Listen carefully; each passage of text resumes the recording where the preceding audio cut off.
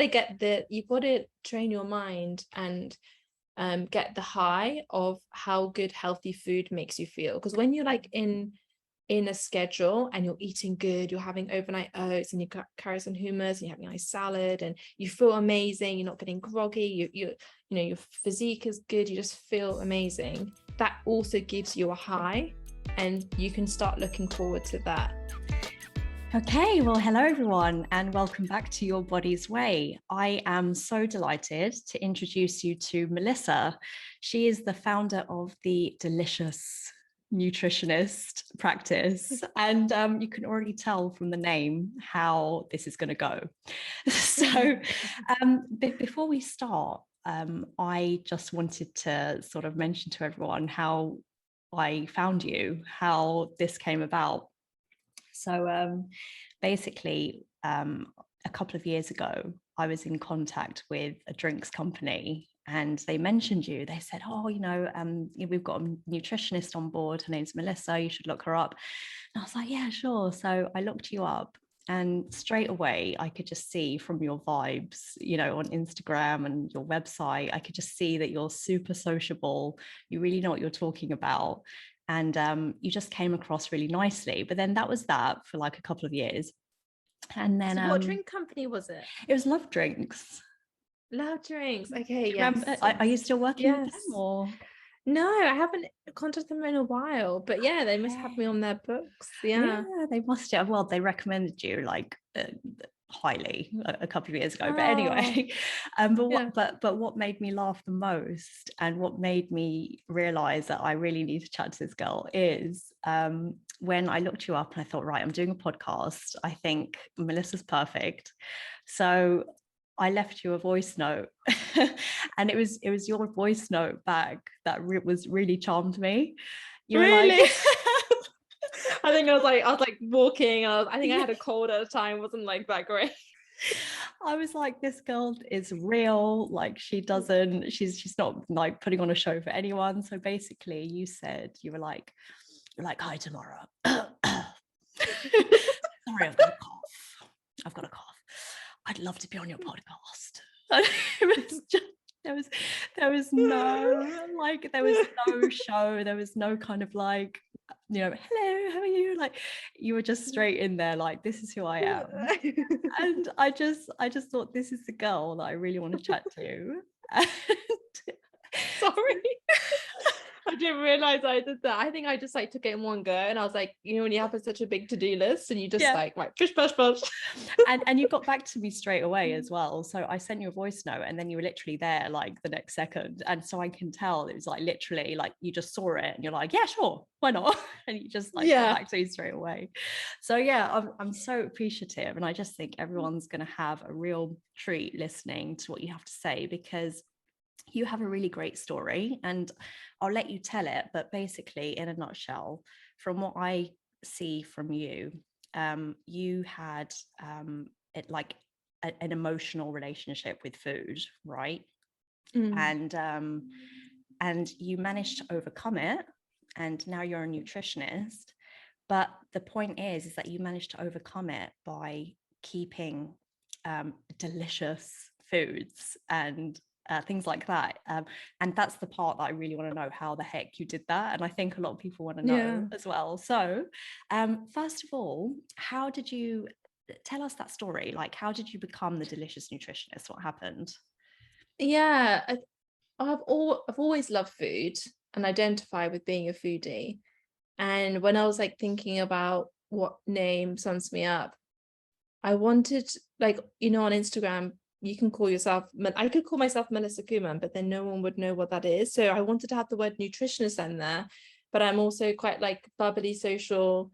Like people have described me as delicious before, and I just thought delicious, it's kind of more than just food. It's kind of like a spirit, I'd like to say, like a happy thing. So I thought delicious nutritious, because then it summarizes, you know, I think a lot of people like me who love their food and they don't want to go on a diet, and it's like this black or white, and there's that middle ground where you can build sustainable habits that are also delicious, and delicious helps it become sustainable. So kind of using that as a tool. to transform your health and to have that sustainability rather than this black or white. Yes. Awful diets, you can't maintain it. Yeah. And you're miserable. And I think that's what people find difficult, finding that balance between having too much of the delicious stuff, which we'll define shortly, but having too much of the delicious stuff, and then having just enough so you can achieve your goals, but still kind of have those, dip into those types of foods. But what is your story? So how did you get into your ideal physique as where you are now from where you were before? How did you go about that? What happened? I think food is very attached to our mindset, and over time I started off as a food blogger, and I was just eating out all the time. And I don't think I was in touch with how I was feeling, or didn't feel like I had a purpose, or maybe something, or maybe I just was too hedonistic, but somehow I ended up eating too much. And I worked in the food industry, dessert factory, to support with my nutrition degree. Yeah. And I was just like taste testing cheesecakes all the time, and I was like kind of like stubborn. Like I was like, why should I have to say no to this cheesecake? I want it. Like, why should I have to give into the thin ideal? You know, you just kind of like, I was kind of like stubborn. But then it gets to the point where you like, what's the point? Like, I am actually not happy with the way I look now. Like, I don't feel confident. This is like my young years, you know, I want to feel good. So I kind of came up with like a plan, I guess, in a way, and it kind of gave me introduction of kind of what works, what mindset do I need to have, how can I build these healthy habits, you know, how do I balance? It's quite difficult. People like rules, and there's no kind of right or wrong with nutrition and health. It's very kind of blurred lines, and so many different ways to get about it. So yeah, and everyone's unique as well. Everyone has their own path as to how they get to where they get. So some people need a mindset shift first. Some people don't need that at all. They can just switch over to healthier eating without even needing to have a mindset shift. Some people are just that way inclined. They can just, you know, do what they want and there's no issue. But then some people need that kind of build up, that takes time to achieve. But so did you incorporate, so as part of that, you mentioned mindset and food. Was there anything else involved in your transformation from when you went from emotional eating to where you are now? Or was it just mindset and nutrition? Well, obviously movement had a part in it as well, like setting a step goal, kind of building up your exercise, just making it easy for you to win. Has to play a part in it too. And moving away from kind of, I now need to do an hour's exercise to burn off the sandwich I had, you know, kind of moving away from that and changing your identity. I think it's the identity shift that needs to happen. Yeah, and that kind of happens from the inside, like that happens from a really deep place inside, like to have that proper identity shift and to have like a paradigm shift almost, you know, just have a complete view shift. But for you, that happened fairly slowly over time. And I'd say it's almost blurred for me. Yeah, it's not easy to kind of track the details of huge change, but you know, we all know that it happens, and you know, it happens at its own pace. But here's the thing. So we all know what to do. We all know to eat better and to exercise and to do all of the things like the morning routines and all of the health practices. But why can't we just do it? Why can't it was one of my clients. She said, please make sure you ask this. She said, you know, if we have the best advice, we have the best nutritionist, we have the best gym, we have the best, but then why can't we just get off the couch and just do it? Why can't we just pick the right foods and do all of the right things? Like, what do you think is there? Like, what is stopping people from just doing it, just doing the things we know to do? What do you think is going on? So that's a form of procrastination. And I think that's because people are stressed and overwhelmed. Either trying to change everything at once, or trying to get 10,000 steps, an hour of exercise every day, eating a balanced plate, having no chocolates, biscuits, whatever. Just start off with one thing. Like if you think of like weight loss, weight loss, or actually this is linked to all health. There's like many different slices of the pizza, if you like. There's like exercise, steps, no pun nutrition. intended. Yeah, no pun intended. Ironic, isn't it? Pizza. The delicious pizza. Yeah, go on.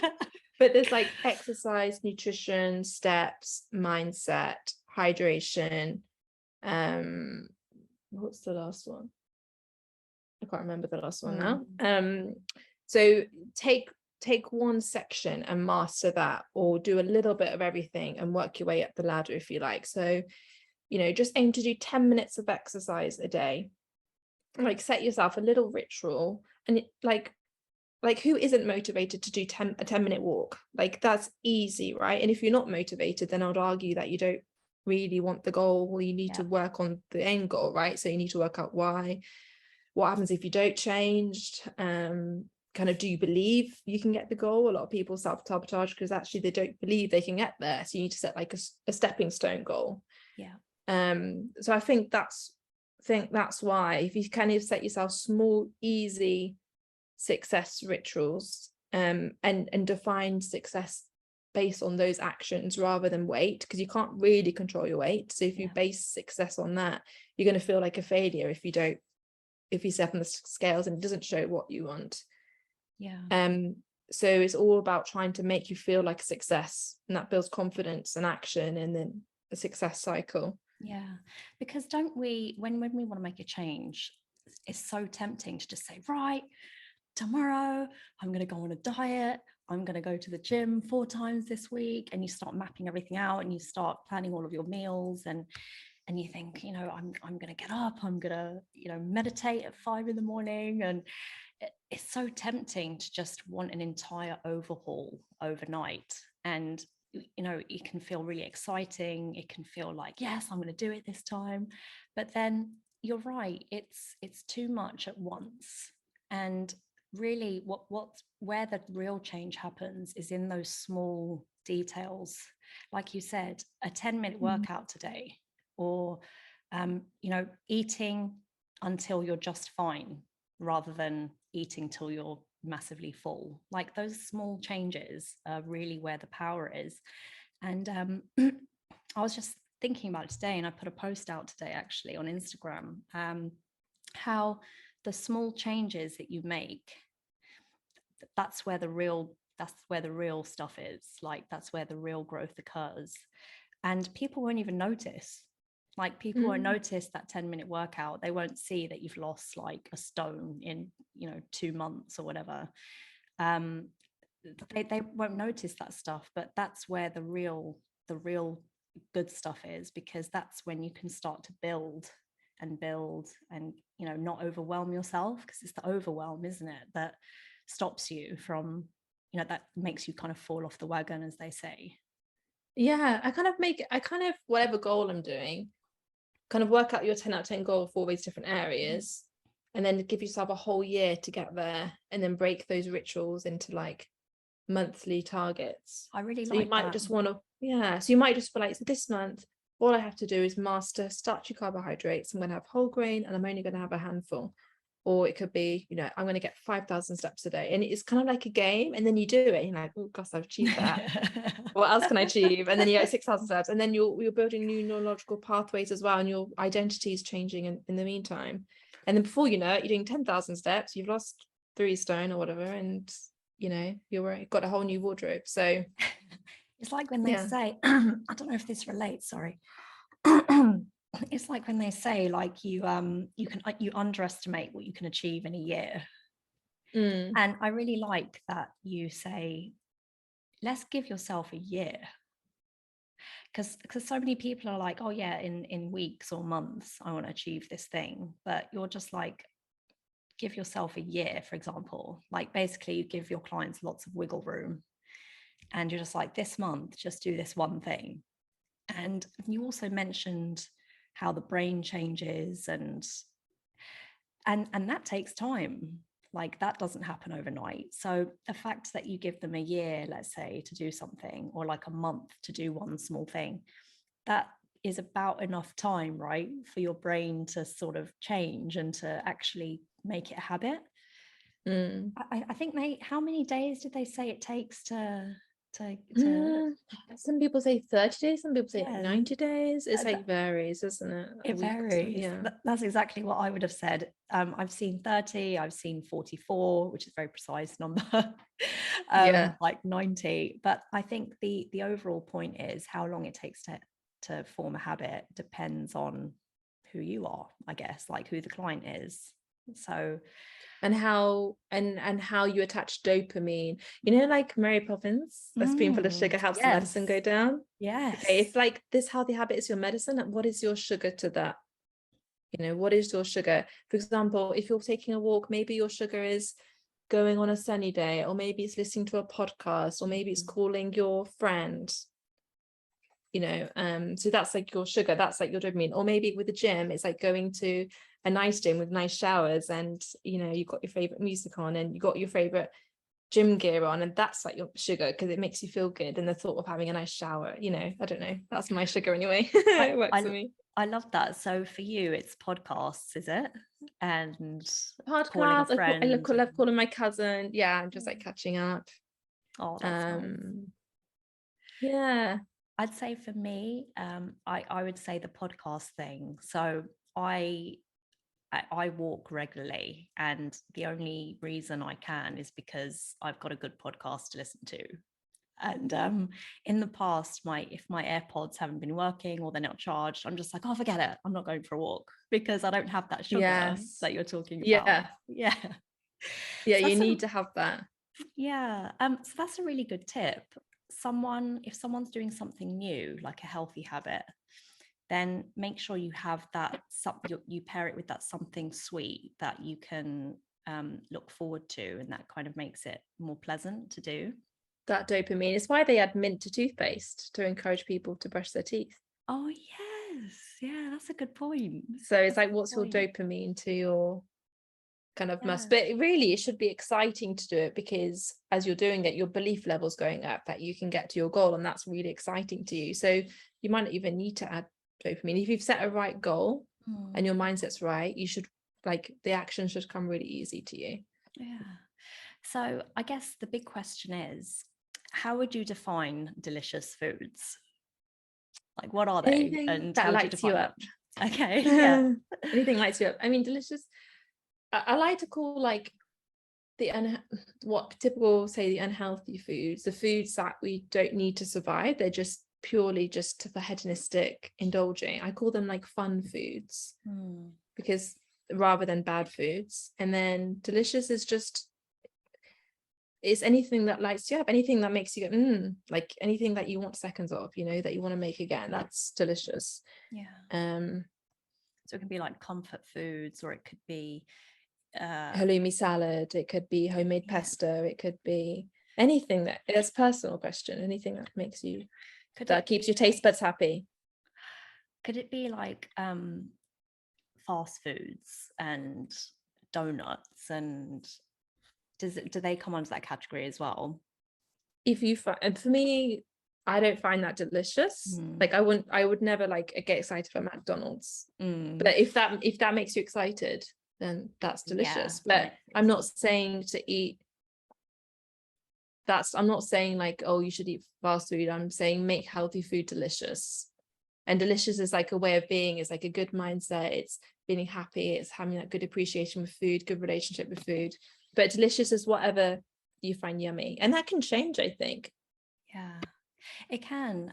We all have kind of different tastes. I mean, my 3-year-old, for example, and you'll probably remember this from when you were a child, like we're just so drawn to color and to sugar, and at the moment I'm having a right nightmare trying to keep her to eat healthy foods.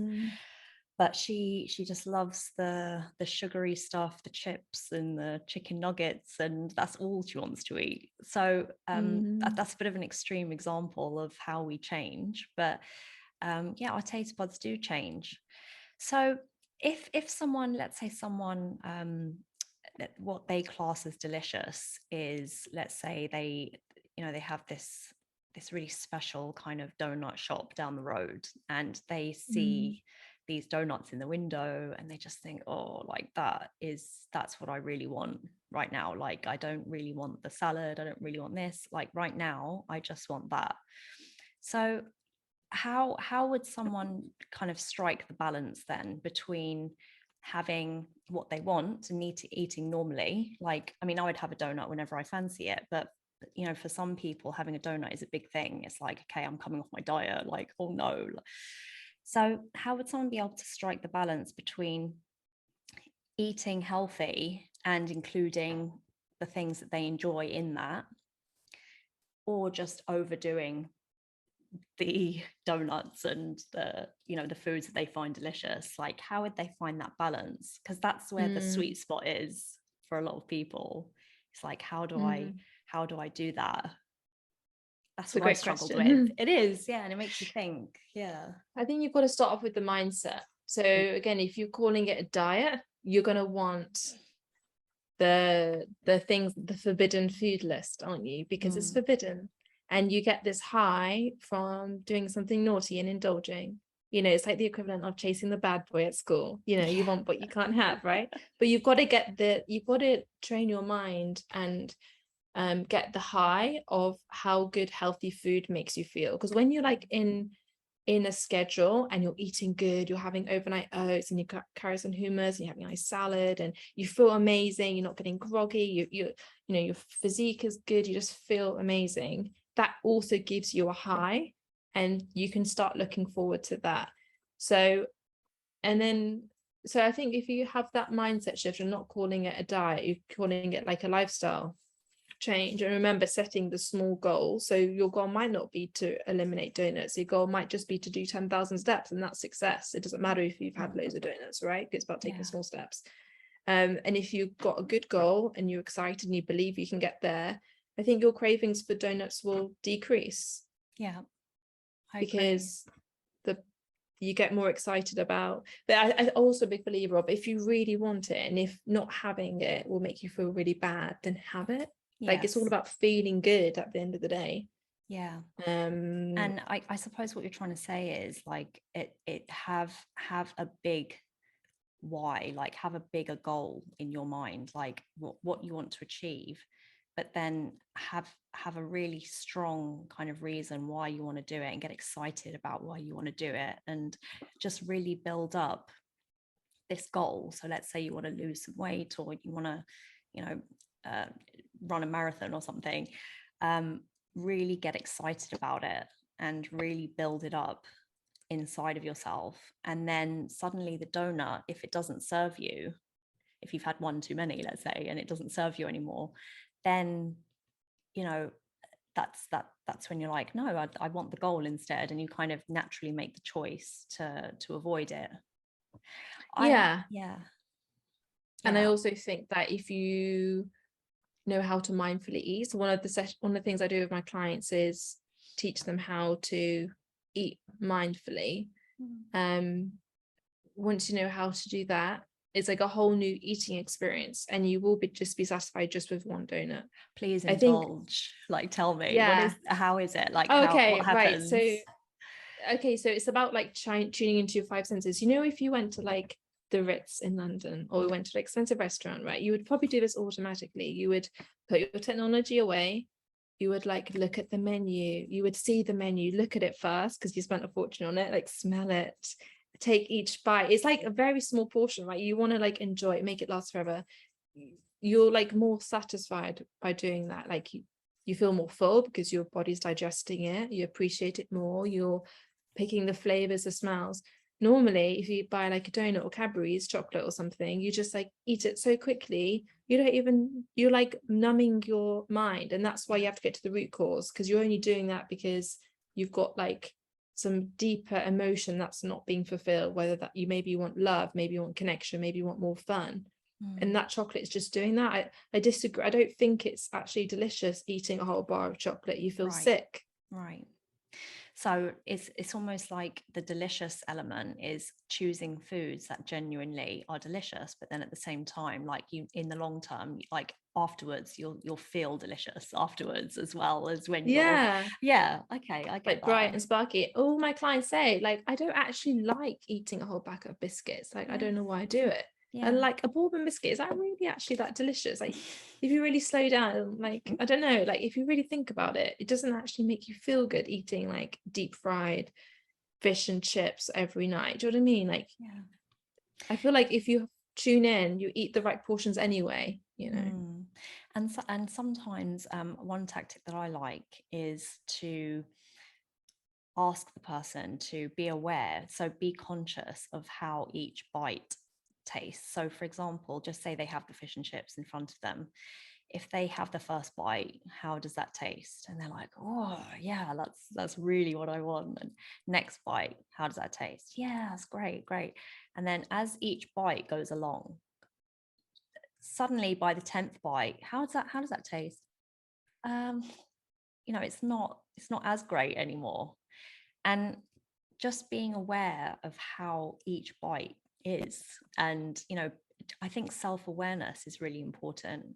And also I use something called the hunger scale, where if they have from, let's say, 1 is absolutely starving, 10 is absolutely bloated and full, but when you finish a meal, you want to kind of be around the 5 or 6 kind of level, because you don't want to be like a 7, 8 or 9, because then you're starting to get, quite full and kind of, ooh. So kind of rating yourself on that scale as you eat, just to kind of, see whether you do want to carry on. But there's also another thing that I like. And if you are to treat yourself to something delicious, then go all out. Like, don't, like you said, you snack on a chocolate and you're just like if it's kind of like a picnic bar or something, you're just like, oh, it's cheap, like just scoff it down, don't even think about it. But like you said, being at the Ritz, and so if you spend a bit more money on this chocolate that you want, maybe take a step up, you value it more. Like green and black's chocolate, you're gonna eat it slowly, so it's like works well for every reason.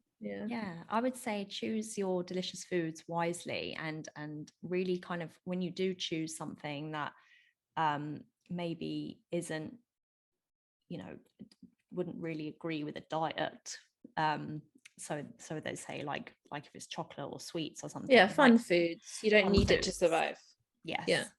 Then choose something that's special rather than something cheap. Do you really want it? And delicious can be healthy too, like hummus. I find really delicious, like making your own, putting like tortilla wraps in the oven and dipping it into hummus, I find delicious. Like healthy pizza, like there's loads of other delicious things. It doesn't need to be fun foods delicious, right? So every meal should be delicious. Like don't eat something just because some things, maybe if you're really fussy, you don't like any fruit or vegetables, you do have to maybe force yourself, but there's a lot of healthy delicious recipes out there. So do you have any regular go-tos for yourself when it comes to eating delicious healthy foods? Are there any things that you kind of go to regularly that's easy and tastes good too? So I really like overnight oats. I find the oats make it really creamy. Adding a bit of nut butter and like fresh fruits like strawberry and blueberries I like. I like doing like a tropical mango pineapple smoothie. For lunch, I like to do halloumi salad, just getting a bag of mixed leaves, pan frying halloumi, and then just dolloping some pesto on top, and having it with like roasted sweet pepper or aubergine. I like doing like chickpea and tomato soup, and just like blending chickpeas and kind of tomatoes with some spices and garlic and stuff. Love pasta, can't get enough of pasta, but I use the whole grain, and add a load of veg in there as well. Jacket potato and like bean chili, things like that, really. I find really good. It always helps to have something easy, and all of those sound fairly easy. I mean, everyone can kind of boil whole grain pasta, and put a salad roast together and and roast some veg. Like it's easy to do. It's just a case of putting the time aside to actually do it. So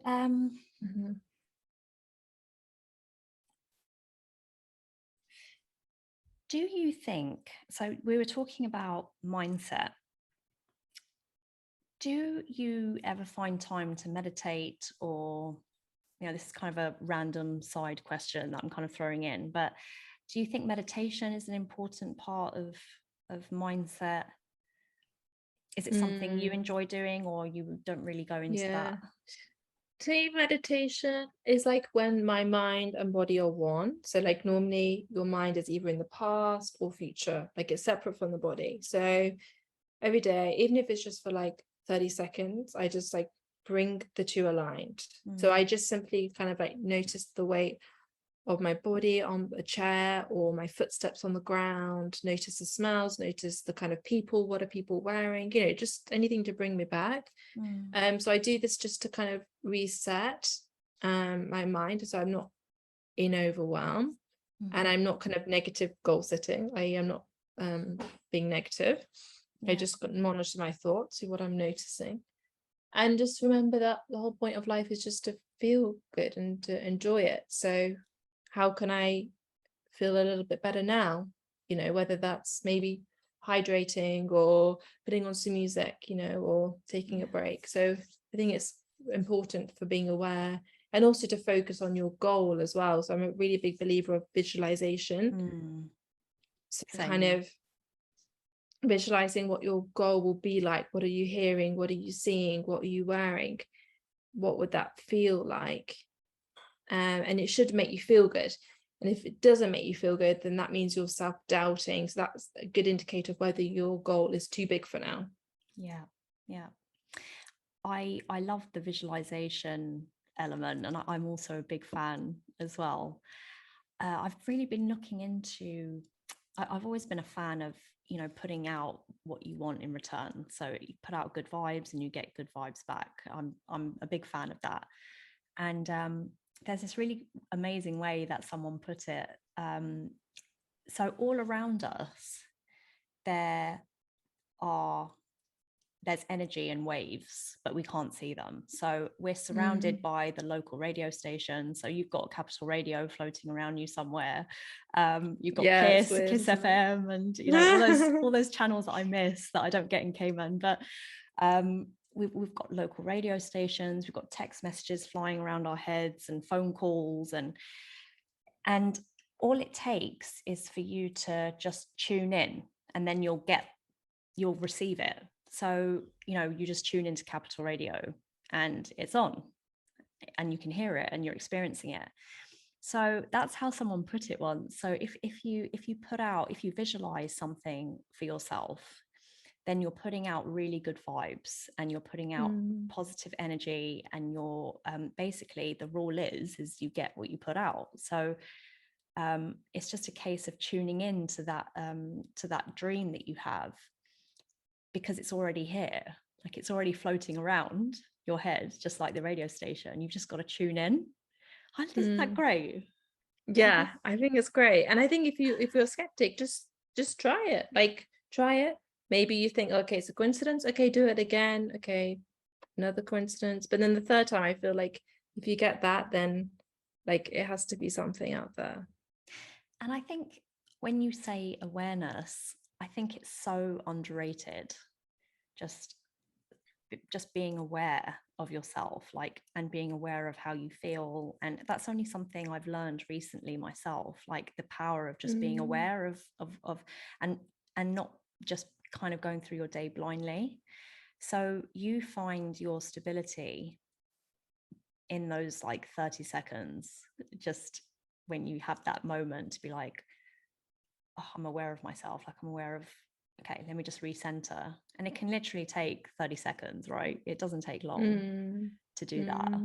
It's almost like just letting it wash over you as well, and just being, because there's almost like this, it can kind of trip you out, but there's obviously me talking, and then there's a part of me that's aware of me talking. Like, who is that? Yes. I mean, there's like you're like spirit, do you know what I mean? Yes. Like yes. I'm saying I'm hungry. Okay, where is the I that's aware that I'm hungry? Like who's the observer? Like the observer, right? It's kind of like, so then it's quite, that can help with awareness and knowing that a lot of people say like I am fat. I'm like, it's not your identity. Yeah. Because that can change. Like next month you could be a stone lighter. Does that mean you don't exist anymore because you're no longer fat? Like people put their identity on those things that they're like, I'm a smoker, I'm fat. No, you're just like temporarily experiencing that. And if you identify with those things, then it will be like, no one could ever tell you different.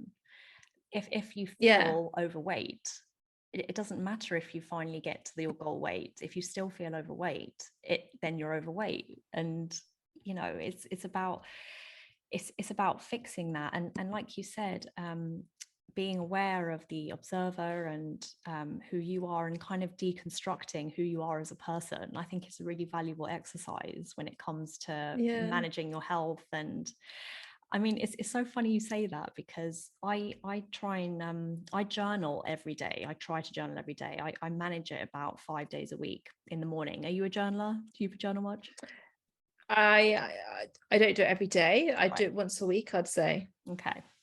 Well, it's funny because I was journaling this morning and I'm just like, yeah, so we need to do this, we need to do that. And for a second I was like, who's we? Yeah, exactly. Who's we? Like, as in, I'm just like, how many of me is in here? Like, it's really trippy, isn't it? I'm just like, you need to do this and you need to do that. And I'm like, who am I talking to? Yeah, it's bizarre, isn't it? It's really bizarre. It's really bizarre. I give myself pep talks all the time. Like almost coach and myself. It's like, who are you pepping? Gonna be okay. And who's doing the pepping? It's crazy. Yeah, it's kind of freaky, but it's weird. And I feel like if you think about it for too long, your mind just boggles and you're just like, okay, I can't go any further. Like this is where it ends. Like, I'm probably not supposed to know this. Like, that is, your mind can't comprehend it. Yeah, you just can't comprehend it. Okay, so I guess I have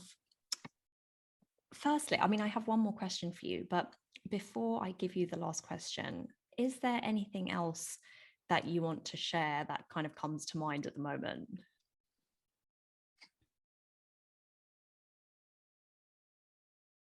I think that like you can do it. Like it might seem really difficult, impossible. Just set a smaller goal, and it is possible to change. And I think as soon as you change something, you achieve something, you start questioning like, what else can I achieve? Mm-hmm. And I think we all have these kind of invisible like prison walls we put around us. And actually, you can actually stretch that until, if you look back like 10 years ago, I'm so different as a person. And you kind of like, okay, what? Like it's almost like we're just like Play-Doh. Like we can really become anyone we want to be. And I think just sharing that message of kind of like, don't give up, like there's always hope, and set some goals and change. And if you want to, some people don't have the desire to change actually, but I think people listening to this podcast must have some sort of desire to change. That's right. I mean, the name of the podcast is Your Body's Way, and my kind of meaning behind that is the people listening want something of themselves, but they need to find their own way to kind of get there, whether it means to focus on the points that you're speaking of, or to go down other routes that other speakers are talking about, but just they need to find their own way there.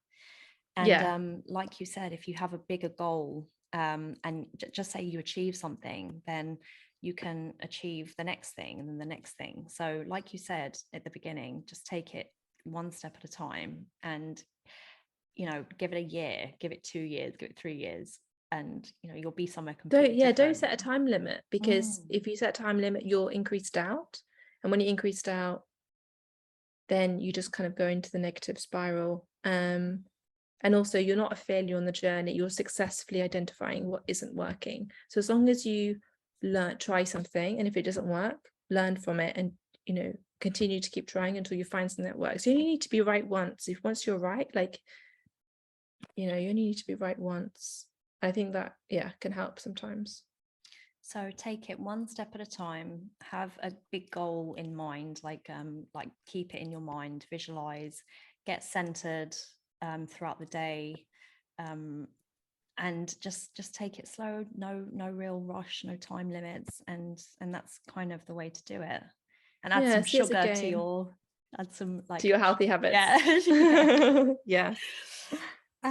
So I guess my last question is basically for you. Do you have any daily routines or healthy habits that keep you on track? What keeps you on track?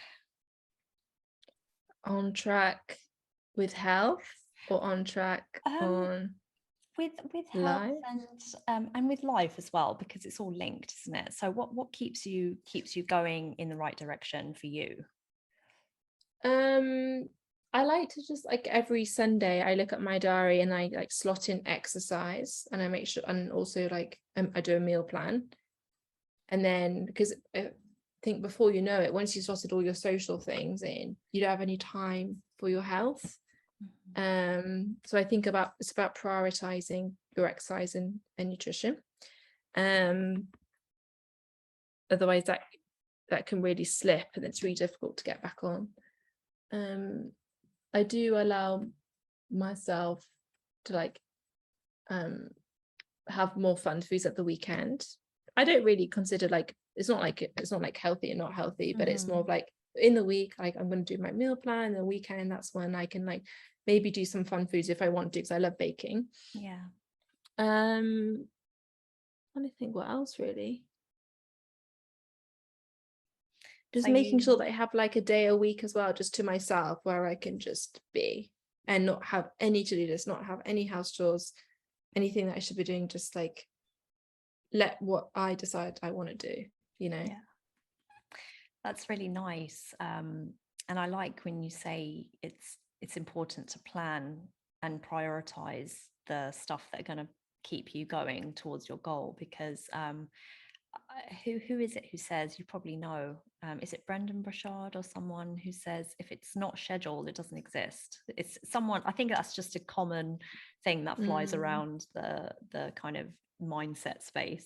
If you don't plan it, if it's not scheduled, if it's not in the calendar, then it doesn't exist. And I think that's really powerful, and it kind of pushes people to plan ahead and make time for the things that are important, because before you know it, the day runs away with you and you don't know where it went really. And what I do when you come up with your daily rituals, let's say it's to do a minimum of 5,000 steps and to have 2 portions of fruit a day or whatever, add it to your reminders and screenshot your reminders. Okay, what I've got on my phone is, go on. You decide on your reminders, so I put why I want a goal. So it's probably because you want to feel more confident, more attractive, you want to have peace of mind or something. That's probably the main reasons for health.